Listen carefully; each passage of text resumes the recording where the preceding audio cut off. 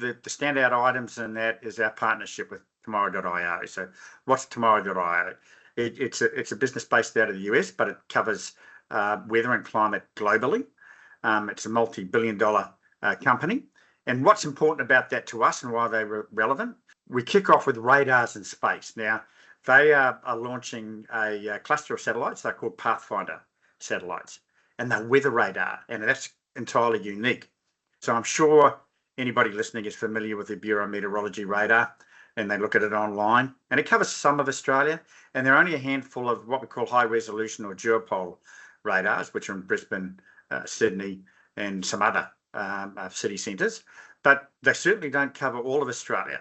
And so what these weather radars do in space is cover everywhere all at once. So that provides us a much greater footprint and overview of what to provide our customers by way of what threats might be approaching. And you couple this with a thing called Gale. So Gale is their AI that they've put in there. That's the world's first weather and climate generative AI. So it synthesizes complex data into an easily digestible weather outlook. Now that comes together and is front-ended with a dashboard. And the interesting thing about this dashboard is the fact that it's really, despite the data being hugely complex, it's a very easy to use dashboard for those that are either have a technical background or non-technical. And from here, you can pick your peril. There are something like 40 parameters that you can choose from. When I say that, they're types of risks or threats. So that could be cloud-based height, could be humidity, heat, precipitation and accumulation.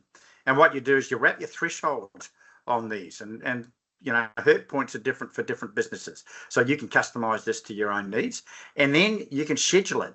So it means for a very large operation such as heavy haul or whatever, you can schedule as to when it matters. That could be when a train is going through a particular place, and it'll trigger and let you know that there's a particular downfall, heat, or whatever it may be that's of a concern to your business. Windage is a big one for heavy haul, because that means you single stack or double stack. And these are all multi-million-dollar decisions that businesses make, and that this type of capability helps business to organise themselves in a way that's going to save them money, keep people safe, and business operations safe.